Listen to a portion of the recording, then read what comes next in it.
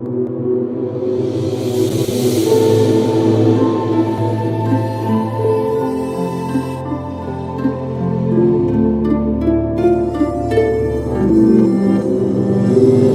itu sendiri bukan. Tuhan nggak perlu bermukjizat. Dia yang mengizinkan mukjizat. Itu Tuhan. Yang bermukjizat itu adalah utusan Tuhan, nabi Tuhan, atau rasul Tuhan. Kan kayak gitu, rasul Allah. Itu yang bermukjizat. Kalau Tuhan langsung, nggak perlu dia bermukjizat. Nggak perlu. Makanya saya katakan tadi, dia bisa ngampuni dosa, dia ada jauh sebelum segala sesuatu ada. Nah, itu bukti bahwa dia adalah Tuhan. Terus gini, baik, kalau tolak ukur Anda seperti itu, dia bisa membangkitkan orang mati, kan kayak gitu. Bang, bagaimana dengan nabi-nabi sebelumnya yang juga bisa membangkitkan orang mati? Tapi tidak Ezra. bisa, Ustaz. Ezra tuh membangkitkan anak-anak yang mati. Kenapa? Tidak mengampuni dosa, Ustaz. Tidak mengampuni dosa. Jadi cuma satu alasannya, karena dia Yesus bisa mengampuni dosa. Iya, hanya Tuhan yang bisa mengampuni dosa, Ustaz. Baik. Bang, percaya nggak Anda? Saya pun bisa mengampuni dosa. Tidak percaya. Nih, kalau abang curi HP saya, curi HP saya, abang berdosa nggak sama saya? Iya. Nah, lalu abang mau minta maaf. Ini Yusuf, saya kembalikan HP-mu. Kemarin saya curi, saya minta maaf, saya minta ampun. Ya sudah, kamu ku ampuni dosamu. Ya. Bisa bang? Oh bisa, bisa saya ngampuni dosa sama dengan Yesus. Kan gitu analoginya. Iya. Tapi dosa di hadapan. Jadi bukan tolak ukur yang kayak gitu. Tapi dosa di hadapan Tuhan, Ustadz bisa ampuni. Dosa di hadapan Tuhan ya beda lagi, dosa dengan Tuhan namanya. Ya. Nah, kalau Yesus kan manusia, dosa dengan manusia. Kalau dengan Tuhan beda lagi. Gimana deh caranya dengan Tuhan? Ya, makanya hanya Yesus yang bisa mengampuni dosa kepada Tuhan, dan hanya Dia yang ada sebelum ada segala zaman. Kalau dia yang mengampuni kepada Tuhan, Yesus itu bukan Tuhan bang, hamba Tuhan dia. Tidak ada hamba Tuhan yang bisa mengampuni dosa, Ustaz. Tapi Anda akui Yesus itu hamba Tuhan. Ya. Anda akui Yesus itu hamba Tuhan. Iya, hamba Tuhan. Oh ya. Jadi hamba Tuhan ini menghapus dosa kata Anda. Nah, kan analoginya sama dengan saya tadi ketika Anda mencuri. Nah, kalau langsung ke Tuhannya kayak gimana? Kan kata Anda, Bang, nggak ada di Kristen itu minta ampun itu langsung ke Tuhan, pasti lewat Yesus. Betul nggak? Iya, karena Yesus itu Tuhan sendiri. Nah, di situ salahnya kalian. Ya. Di situ. Makanya kata Yesus pada hari akhir, ya, aku akan berterus terang kepada mereka. Mereka sering pakai nama Yesus gitu. Mengadakan mukjizat pakai nama Yesus, menyembuhkan orang sakit pakai nama Yesus. Ya. Apa kata Yesus? Akan kuusir mereka. Enyahlah daripadaku kalian semua pembuat kejahatan, kata Yesus. Ya. Dikit-dikit pakai kata Yesus. Maksud Yesus itu ya langsung sembahlah Allah. Lukas 4 nomor 8. Sembahlah Allah. Hanya. Nah, Anda berarti nggak baca kitab Anda. Allah bukan Allah, bukan Allah. Ya. Ustadz. Nah, Ustadz, itu kan terjemahan dari Ustadz. Itu kan terjemahan yang menyerap kata Arab, Ustadz. Tapi terjemahan menyerap kata Arab. Ya, Allah di situ adalah Allahnya orang Israel, bukan Allahnya. Israel nggak punya Allah, bang. Iya. Israel itu nggak ada Allah mereka. Mereka itu menyebut Tuhan mereka dengan Hashem, Adonai, ya, atau Elohim, atau Yod Het Pape. Nggak ada Allah. Iya. Nggak ada Allah Israel itu, nggak ada. Ya, memang mereka tidak mengenal Allah. Ya, itu hanya Nggak ada. ketika diterjemahkan ke bahasa Indonesia diserap pakai bahasa Arab. Nah, kalau udah bahasa Arab, orang Arab nyebutnya Allah, maka di Indonesia nyebutnya Allah juga. Nggak ada Allah. Ya, tetapi semua nabi-nabi sampai kepada Yesus tidak pernah menyembah Allah. Tidak pernah. Tidak pernah. Hanya di Indonesia. Lalu kenapa Yesus menyuruh menyembah Allah? Kenapa? Allahnya orang Israel ya, bukan Allah yang sekarang yang beda ya. Kalau Muslim, Bang, nih ada dalil dalam Quran, wa ilahukum ilahu wahid, dan Tuhan kalian adalah Tuhan yang satu. Jadi Allahnya umat Islam, Allah Nabi Muhammad, Allahnya Nabi Musa, Allahnya Yesus sama, itu juga Tuhan yang satu mereka. Nah, Allahnya Kristen ini mana Allah Kristen? Saya bingung, Kristen ini nggak punya Allah mereka. Kalau Allah Israel ada, Allah Islam ada, Allah Kristen mana, Bang? Tuhan Yesus. Nggak ada Yesus ngaku dirinya adalah Allah, nggak ada? Ada, Ustaz. Oh, di mana? Di mana? Baru dengar saya dari Anda. Ya. Katakan akulah guru dan Tuhan. Lah. Di situ kan di situ aku guru dan Tuhan katanya. Kan kayak gitu. Ya. Tuhan di situ tuh kurios, yang artinya junjungan tertinggi untuk manusia, bukan untuk Tuhan. Ya. Artinya begini, Ustaz. Nggak ada dia ngaku, ada nggak tulisannya dia ngaku aku adalah Allah, kata Yesus. Definisi Tuhan buat kita itu begini, Ustaz. Kalau saya ya, Tuhan itu adalah orang yang kita nomor satukan dalam hidup kita. Kita percaya bahwa Dia yang menciptakan kita. Kita menjadikan Dia sebagai Tuhan kita, Dia pemilik kita. Nah, terus? Ya. Udah betul itu pengertian definisi Tuhan kayak gitu memang. Ya, makanya kami menjadikan Yesus itu sebagai pemilik kami. Nah, kalau Yesus disematkan Tuhan, sejak kapan dia menciptakan langit dan bumi? Sejak awal. Mana Yesus mengatakan aku pencipta langit dan bumi, Bang? Di mana? Katakan sebelum akulah Alfa dan Omega. Dia yang akulah Alfa dan Omega. Akulah Alfa dan Omega itu, Bang, ya, itu adalah segala sesuatu ada, Dia sudah ada. Bang, aku adalah Alfa dan Omega itu adalah perkataan Tuhannya Yesus. Coba Anda baca betul-betul. Yesus di situ dapat wahyu dari Tuhannya untuk disampaikan. Rasul Yohanes yang dapat wahyu. Wahyu 1 nomor 8 kan kayak gitu ayat yang Anda bawa. Itu kan akulah Alfa dan Omega. Ya, Yohanes yang bicara. Ya, Yohanes kan yang bicara. Jadi Yohanes itu dia menggambarkan Yesus itu terima firman, terima wahyu dari Tuhan untuk disampaikan kepada manusia. Apa isi firman Tuhan? Isinya adalah akulah Alfa dan Omega. Bukan Yesusnya yang Alfa dan Omega. Berarti artinya nih coba Anda baca. Bentar. Nanti dikira saya ngibul pula. Ya. Data. Tuh diteriakin orang data. Saya harus pakai data, Bang. Nih. Ini kan yang Anda maksud Wahyu 1 nomor 8. Aku adalah Alfa dan Omega kan? Nah, coba kita lihat dulu perikopnya. Nih ya. Perikopnya. Nih. Kita lihat judulnya.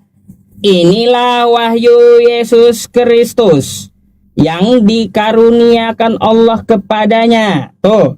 Supaya ditunjukkannya kepada hamba-hambanya apa yang harus segera terjadi. Tuh ya. Jadi wahyu Yesus Kristus di sini dikaruniakan dari Allah.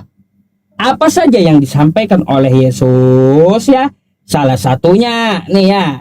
Salah satunya kata Yesus, wahyu dari Tuhan itu adalah aku adalah Alfa dan Omega. firman Tuhan Allah atau bukan firman Yesus? Ustadz, coba Ustadz, itu tulisan merah. Ustadz baca di semua Alkitabnya, setiap Yesus yang bicara itu adalah perkataan Yesus, Ustadz. Tahu ini perkataan Yesus memang betul. Ya. Ya, perkataan Yesus ini bukan berarti dari dirinya sendiri, tapi dari yang mengutus dia nih. Bukan dari dirinya sendiri. Yohanes 5 nih.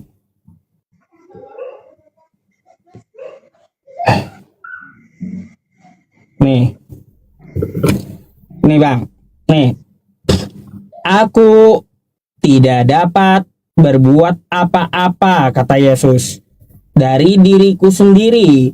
Aku menghakimi sesuai dengan apa yang aku dengar, dan penghakimanku adil. Sebab aku tidak menuruti kehendakku sendiri, kata Yesus, melainkan kehendak Dia yang mengutus aku. Jadi Wahyu 1 nomor 8 tadi memang itu perkataan Yesus ya, tapi ini adalah firman Tuhan yang disampaikan oleh Yesus melalui mulutnya Yesus gitu. Bukan berarti Yesusnya yang Alfa dan Omega. Gitu maksudnya, Bang. Itu kan pemahaman Ustadz. Itu kan pemahaman Ustadz. Loh. Bukan pemahaman saya, ini tertulis di kitab Anda apa yang dikatakan oleh Yesus. Jadi Bang ya, kalau Anda nih ya, kalau Anda seorang Kristen, ayat-ayat yang kayak gini di tempat kami juga ada, Bang. Juga ada. Contohnya nih ya, Toha ya, Quran surah Toha ayat 14. Bunyinya kayak gimana? Innani anallah la ilaha illa ana fa'budini wa aqimis sholata li dzikri. Itu mulut Nabi Muhammad, Bang, yang mengucapkan. Mulut Nabi Muhammad. Apa artinya? Kata Nabi Muhammad, sesungguhnya aku ini adalah Allah. Tuh kata Nabi Muhammad pakai mulutnya. Tiada Tuhan selain aku. Kata Nabi Muhammad tuh. Maka sembahlah aku, kata Nabi. Dan dirikanlah sholat untuk mengingatku. Padahal pakai mulut Nabi Muhammad mengucapkan itu. Tapi kenapa umat Islam tidak ada menyembah Nabi Muhammad? Gak ada. Karena kami tahu apa yang disampaikan melalui mulut Nabi Muhammad itu bukan atas kehendaknya, tapi atas wahyu dari Tuhan gitu. In huwa illa wahyu yuha. Yang diterima itu adalah wahyu dari Tuhan, bukan atas kehendak dirinya sendiri. Andai ayat ini, ya Bang ya, andai ayat ini kami kasih ke tempat Anda, kepada Kristen, 100% saya yakin kalian akan menyembah Nabi Muhammad pasti. Kayak gitu juga Yesus gitu loh, Bang. Yesus itu hanya penyampai, dia sama dengan Nabi Muhammad. Makanya ya teman-teman, kalau kita kasih ayat kita tadi kepada kawan-kawan yang Kristen, pasti kawan-kawan kita yang Kristen menyembah Nabi Muhammad jadinya. Soalnya melalui mulut Nabi Muhammad. Aku adalah Allah, tiada Tuhan selain aku, sembahlah aku. Bayangkan. Gitu Bang maksudnya. Ustadz, artinya begini Ustadz, saya sering nonton debat. Sebenarnya kebanyakan itu debat kusir Ustadz. Kenapa saya bilang debat kusir? Karena masing-masing mempertahankan imannya sesuai dengan yang diterima. Tapi saya begini Ustadz, beragama itu bagaimana kita ketika urusannya dengan Tuhan, tidak ada artinya tidak ada yang tahu urusan kita dengan Tuhan. Tetapi agama itu ketika berurusan dengan manusia, nah disitulah kita lihat agama ini sebenarnya seperti apa maunya. Berurusan dengan manusia. Agama ini sedang membawa kita seperti apa dengan manusia. Membawa kita lebih baikkah kepada manusia yang lain, atau membawa kita menjadi manusia yang dipandang tidak baik oleh manusia lain. Agama ini sedang membawa kita kemana? Karena kalau masalah Tuhan mau dibahas Ustadz, ya sejauh ini yang saya lihat itu debat kusir Ustadz. Apa tuh contohnya? Ya contohnya Tuhannya orang Kristen dengan Yahudi, dari Yahudi kemudian Kristen turun ke Islam, ya beda-beda, versinya beda-beda, dan dicari bagaimanapun tidak akan bisa ketemu persamaannya, Ustadz. Oke. Nah, ketika Anda Bang ya, ketika Anda mengatakan kalau kita melihat dari ajarannya, seperti apa ajarannya itu, maka pasti kita melihat kitab sucinya, kan betul? Saya mau tanya sama Anda nih. Satu aja, Bang, ya. Ya. Nih, saya baca dulu ya. Lukas 14 nomor 26 ya. Oke. Nih, jikalau seorang datang kepadaku dan ia tidak membenci bapaknya, tidak membenci ibunya ya, istrinya, anak-anaknya, saudara-saudaranya, laki-laki atau perempuan, bahkan nyawanya sendiri, maka ia tidak dapat menjadi muridku. Pertanyaan saya, Bang, Ya. kenapa Yesus di sini ya mensyaratkan kau kalau mau jadi muridku harus durhaka dulu sama orang tuamu? Kenapa kayak gitu? Kalau mau jadi murid Yesus harus durhaka dulu, harus membenci bapak dulu, harus membenci ibu dulu, macam mana, Bang? Itu kayak gimana maksudnya? Ya. Oke. Pada kenyataannya, Ustadz, kebanyakan yang menyesatkan adalah keluarga sendiri. Jadi ketika mereka mau benar-benar beribadah kepada Tuhan, ada saja orang, ada mungkin bapaknya, ibunya yang mencoba membuat mereka tidak fokus kepada Tuhan. Nah, itu yang harus dibenci, Ustadz. Nah, jadi syaratnya tadi kayak gimana, Bang? Syarat untuk menjadi murid Yesus harus benci bapak, benci ibu, benci saudara. Apa seperti itu syaratnya yang baik untuk kita ikuti? Ini, Ustadz. Konteksnya di sini adalah mereka yang tidak mengikuti perintah Tuhan, Ustadz. Jadi ketika mereka tidak mengikuti perintah Tuhan, itu yang kita benci, Ustadz. Loh, meskipun orang tua kita, Bang, ya kalau tidak mengikuti perintah Tuhan, maka kita tegur, bukan dibenci. Kalau ini Yesus ngeri kali. Yesus menyuruh membenci, benci ibumu, benci bapamu, benci istrimu, baru kau bisa jadi muridku. Kalau kau kagak durhaka sama orang tuamu, nggak bisa kau jadi muridku. Kan macam mana kayak yang gitu? dibenci itu perbuatannya, Ustaz. Perbuatannya yang dibenci, Ustaz. Bukan perbuatan, di sini membenci, Bang. Ini coba makanya perhatikannya. Nih, bukan perbuatan yang dibenci. Jikalau seorang datang kepadaku dan ia tidak membenci bapaknya, bukan perbuatan, benci bapak, benci bapaknya, benci ibunya, benci istrinya, benci anak-anaknya, benci saudara-saudaranya atau yang perempuan, bahkan benci dengan nyawa sendiri, tidak dapat menjadi muridku, kata Yesus. Nah, ini syarat menjadi murid Yesus. Kenapa harus jadi anak durhaka dulu gitu loh? Gitu loh, Bang. Penyangkalan diri, Ustaz. Ya, kita harus menyangkal diri. Jadi Ustadz, ketika kita mengikuti Yesus, ada banyak hal yang harus kita sangkal. Ketika kita mengikuti Yesus, ya ada saja orang yang tidak menyukai kita, ada saja orang yang membenci kita. Ketika kita berkomitmen untuk ikut Tuhan, berkomitmen untuk mengikuti Yesus. Jadi gimana? Apa betul ajarannya kayak gitu, Bang? Ajaran Yesus menyuruh durhaka dulu sama orang tuanya, baru bisa jadi muridnya. Artinya Ustadz kan hanya baca satu ayat kayak gitu, baca dari atasnya. Baca di ayat 27. Barang siapa tidak mengikut salibnya dan mengikut aku, dia tidak dapat menjadi muridku. Artinya di situ ada salib. ada salib yang harus ditanggung. Artinya ketika kita mengikut Yesus, ya mengikut Yesus bukan hal yang mudah itu, Ustaz. Nah, itu no problem 27-nya. Yang saya tanyakan 26 bukan 27. Ya, Yang ya. Anda jelaskan kan 27. Ini kan tidak, ini kan berhubungan, Ustaz. Ya, dari 26 dulu dibahas. Kenapa langsung loncat 27? Ya kalau kita hanya baca 26-nya kita tidak akan ngerti, Ustaz. Sama, Nah, Ustaz. itu kan satu-satu. Sama, Ustaz. Begini, Ustaz. Misalnya dalam kitabnya Ustaz dilarang bahkan harus membenci orang Kristen dan Yahudi. Itu kalau hanya dibaca Nggak begitu. ada. Ada, Ustaz. Di mana? Ya. Di mana disuruh membenci Kristen dan Yahudi itu di mana?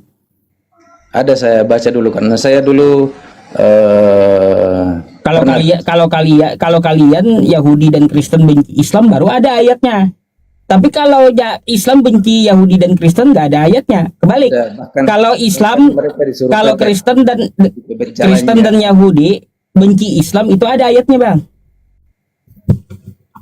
ada, saya izin sebentar, saya cari dulu ya. Bisa? Iya, nanti itulah materi selanjutnya setelah Anda bertanya setelah saya nanya tentang Bible. Satu-satu dulu kita bahas Bible dulu. Habis itu kita bahas Quran aja semua gitu. Artinya Ustadz tidak jujur bahwa ayat itu ada. Saya akan jujur bahwa ayat Nggak ini ada, coba Anda cari nanti. Oke, saya cari. Coba cari, silakan. Di mana ada tertulis Islam harus membenci Kristen dan Yahudi.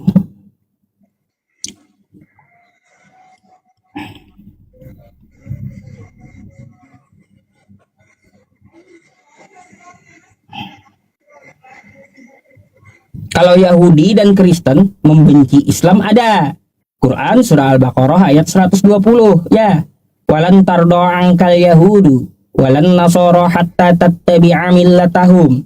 Yahudi dan Nasrani, ya Yahudi dan Kristen itu tidak akan pernah suka kepada kalian, hai umat Islam, sampai kalian mengikuti milah mereka, ajaran mereka. Ada. Kalau Yahudi dan Kristen benci Islam ada ayatnya, tapi kalau Islam disuruh membenci Kristen dan Yahudi nggak ada.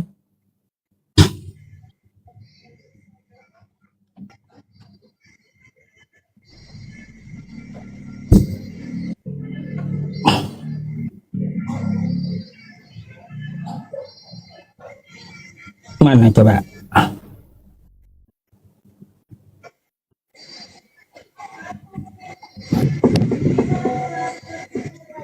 Ada, bentar. Kita kasih waktu surah apa, ayat berapa. Nanti saya bukakan buat teman-teman juga di sini.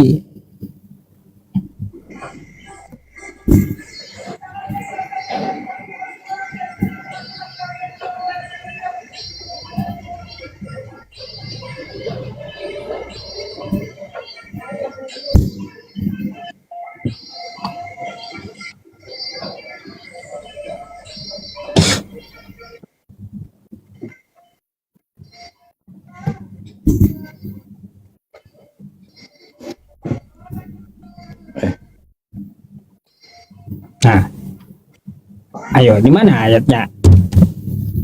Saya lupa, Ustaz. Pernah saya baca, Ustaz. Memang nggak ada. Bukan lupa, memang nggak ada.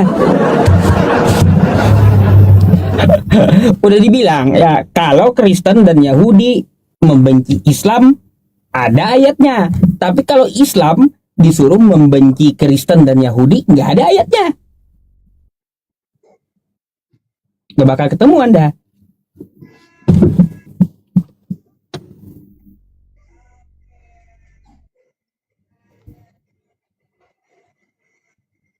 Iklan saja dulu Tat katanya. Nanti habis ini ya. Iklan aja dulu katanya. Ya, udah jam 21 iklan. Apa-apa ya, kita suruh cari.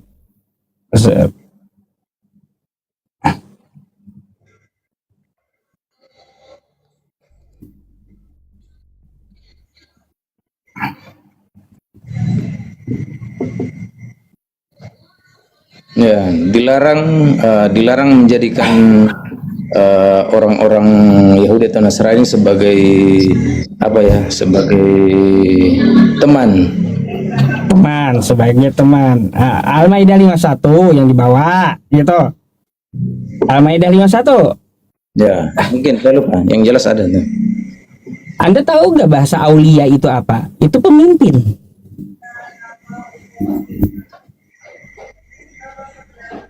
Gimana bang? Makanya Ahok ya kemarin itu pakai ayat itu dia nggak ngerti. Akhirnya penistaan. Itu pemimpin, bukan disuruh membenci. Di mana ada ayat umat Islam disuruh membenci? Kalau Al-Maidah 51 itu ya ayyuhalladzina amanu la tattakhidul yahuda wan nasara auliya. Kan kayak gitu. Wahai orang-orang beriman, janganlah kamu menjadikan Yahudi dan Nasrani sebagai teman setiamu, ya mereka satu sama lain melindungi. Kalau kosakata aulia ya Bang ya, yang dijadikan teman akrab atau ya sahabat atau pemimpin. Tapi kalau yang seperti yang Anda katakan ya, bahwa Islam disuruh untuk membenci Yahudi dan Kristen, nah itu di mana? Artinya di sini Al-Maidah 51 ini, mari kita hidup toleransi aja gitu.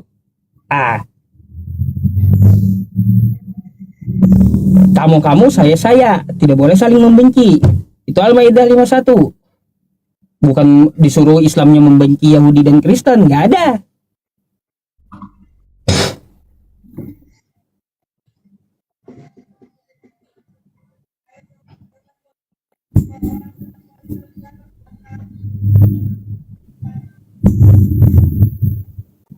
Nah, nggak ada kan bang? Pusing Anda pasti. Gak bakal ada itu ayat, sudah saya bilang. Kalau saya hafal Quran saya bang ya. Oktober 29, perangilah orang-orang yang tidak beriman kepada Allah. Wah.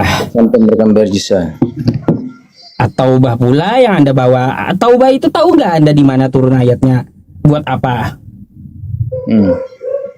Nggak ada juga di situ membenci Yahudi dan Nasrani juga nggak ada. Taubah 29 tuh. Ahli kitab di situ, Ustaz. Iya.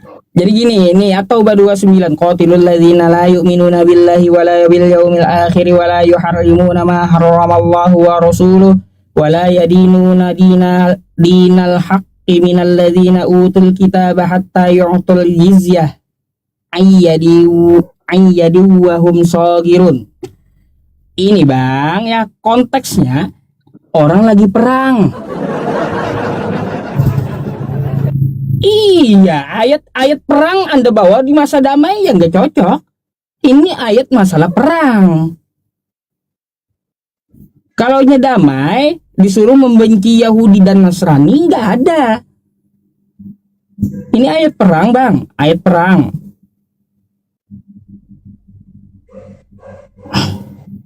Kalau Anda mengatakan ya ada ayatnya membenci Yahudi dan Nasrani, tunjukkan sama saya. Sampai 2 hari kiamat saya tunggu itu.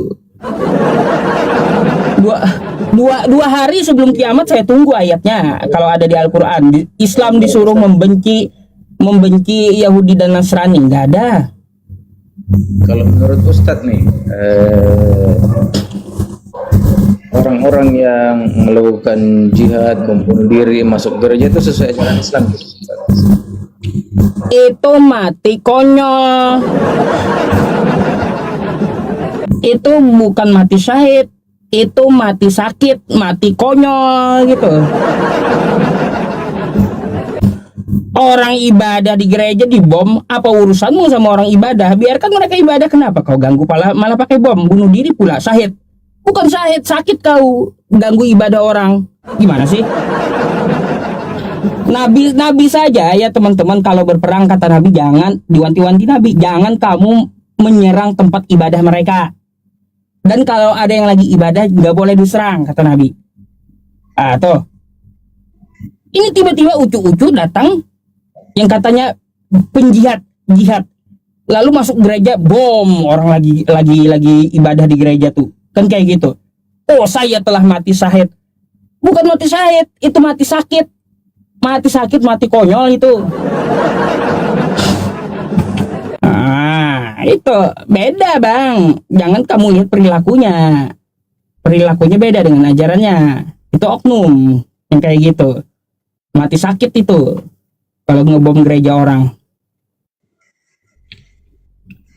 Kira-kira ada nggak? Ada nggak bang ayatnya yang seperti Anda katakan tadi? Kalau nggak ada ya udah Anda akui aja nggak ada.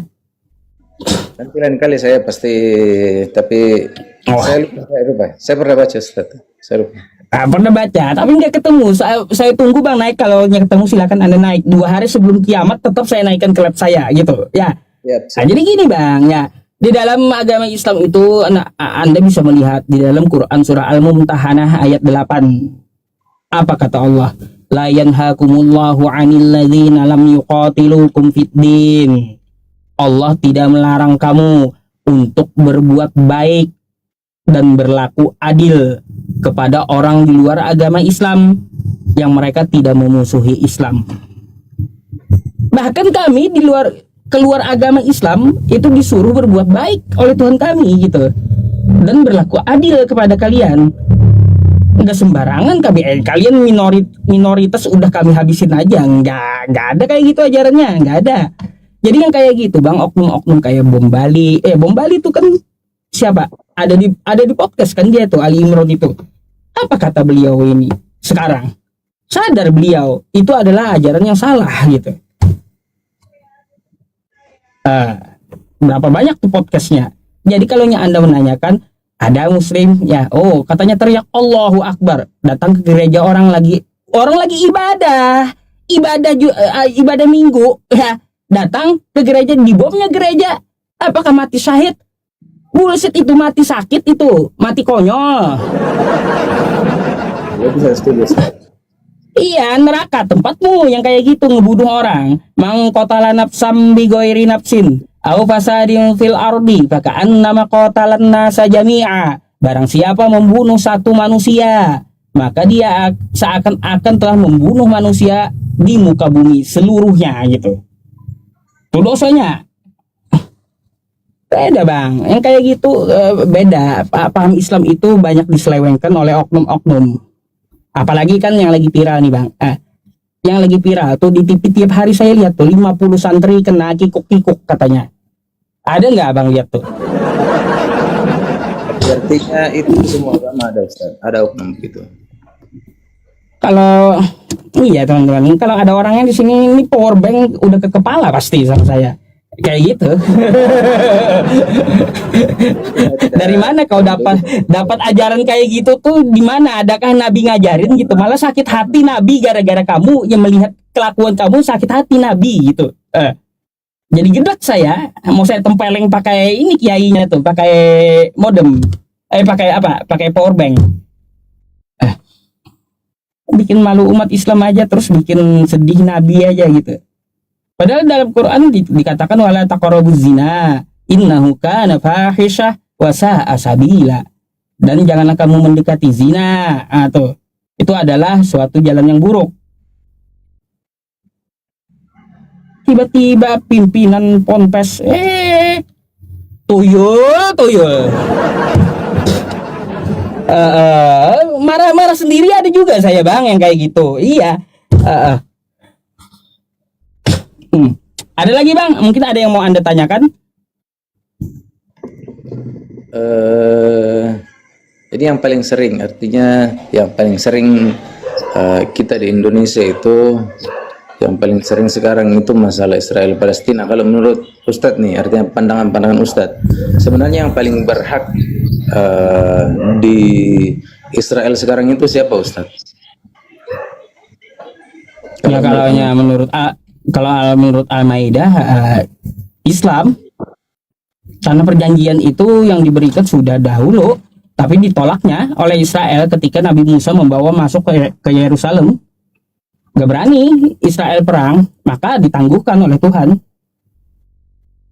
Tapi itu sih ringkasnya. Artinya setelah Musa mereka tetap masuk Ustaz? Tetap melengsek masuk sampai sekarang. Iya. Tanah yang dijanjikan. Kalau saya bang malah bahas itu, jujur. kurang penting menurut saya yang itu. yang kita bahas itu yang tajam-tajam lah, yang membuat pikiran konsep ketuhanan kayak atau dalam agama gitu. Nah, itu. Bang, sekarang saya mau balik tanya, boleh? Boleh. Oke. Kalau Anda ya bersedia ditanya, saya mau Anda ke Roma 14 nomor 9 ya, kalau nggak salah. Bentar ya. Kalau nggak salah, ya. Ini Bang yang bikin saya bingung dan sakit kepala juga saya ayatnya. Nih. Sebab untuk itulah Kristus telah mati dan hidup kembali supaya ia menjadi Tuhan baik atas orang-orang mati maupun atas orang-orang hidup. Kalaunya dia tidak mati, batal gitu jadi Tuhan. Kenapa Bang? Karena syaratnya di sini ya mati lalu hidup supaya jadi Tuhan. Lalu gimana kalau dia nggak mati kemarin? Batal dong jadi Tuhan. Apakah gitu?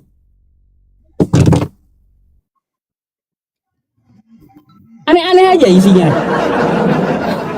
Ayo teman-teman todo ya. Sebab kata Paulus, untuk itulah Kristus telah mati dan hidup kembali supaya ia menjadi Tuhan. Nah, pertanyaannya kalau dia tidak mati, berarti batal dong jadi Tuhan. Kan gitu. Oke Ustadz. Ini kan sebenarnya surat Paulus kepada Roma ini tentang dua pendapat waktu itu.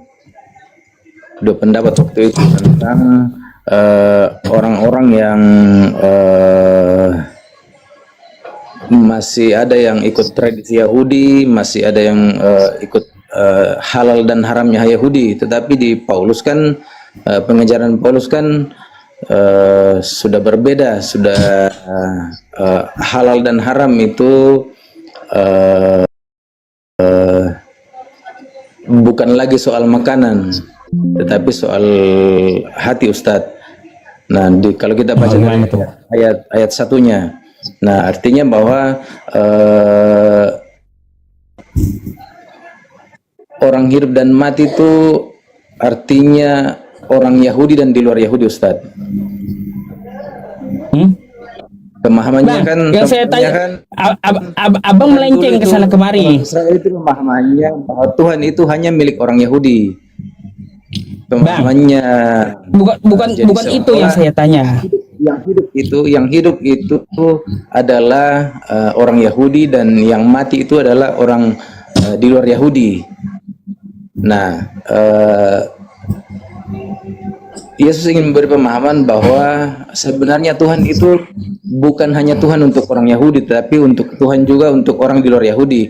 Tuhan untuk orang Yahudi itu diibaratkan sebagai Tuhan untuk orang yang hidup, sedangkan Tuhan untuk orang mati ini Tuhan di luar Yahudi, Ustaz. Aduh Bang, saya kagak nanyain itu. Yang saya tanyakan syarat Tuhan jadi Tuhan tadi. Kalau dia batal mati, berarti batal juga jadi Tuhan, gitu kah? Itu yang saya tanya.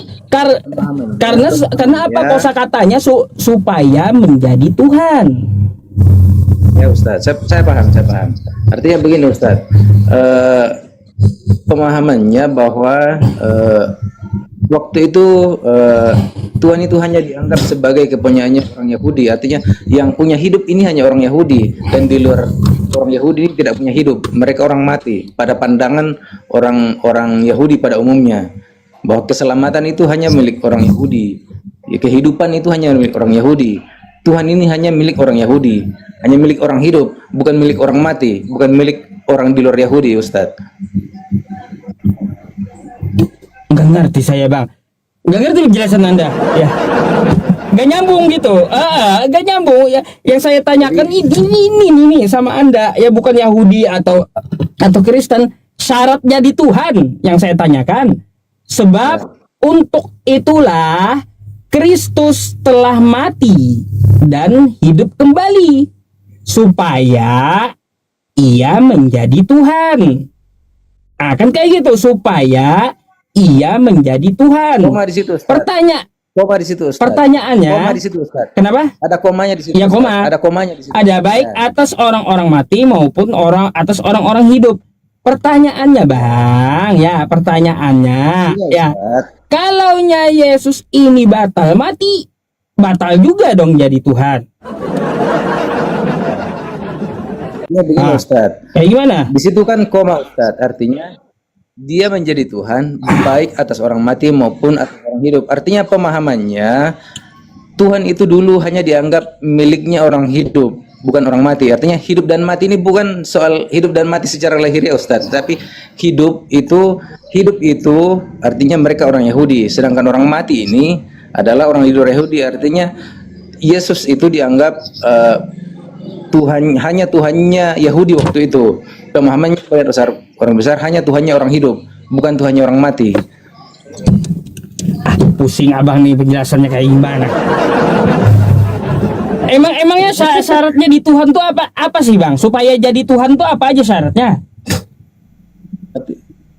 Begini, Ustaz, artinya dia sudah Tuhan, tetapi waktu itu pemahamannya orang, dia hanya Tuhannya orang Yahudi, dia hanya Tuhannya orang hidup, bukan Tuhannya orang mati, bukan Tuhannya orang di luar Yahudi, Ustaz. Dia sudah Tuhan, tetapi pemahamannya orang di situ dia hanya Tuhan untuk orang hidup.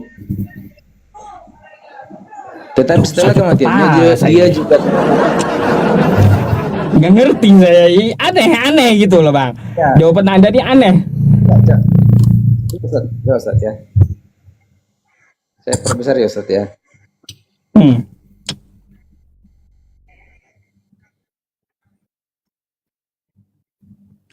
Assalamualaikum semuanya yang di Facebook dan di YouTube ya.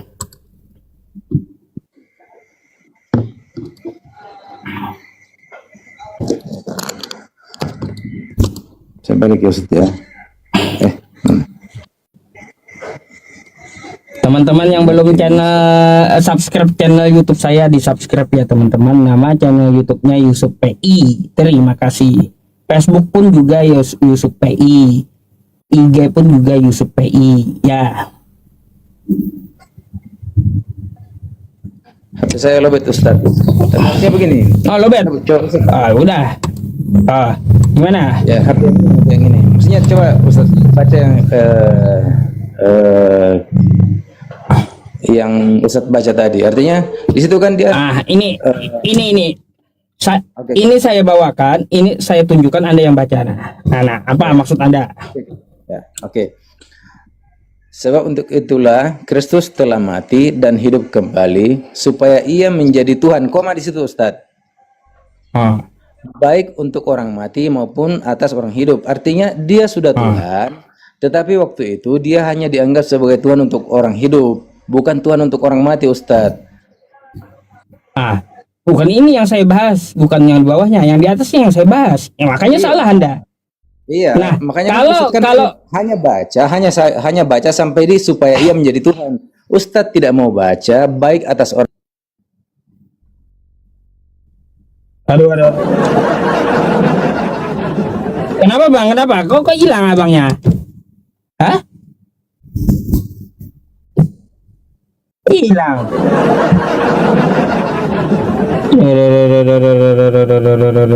Duh.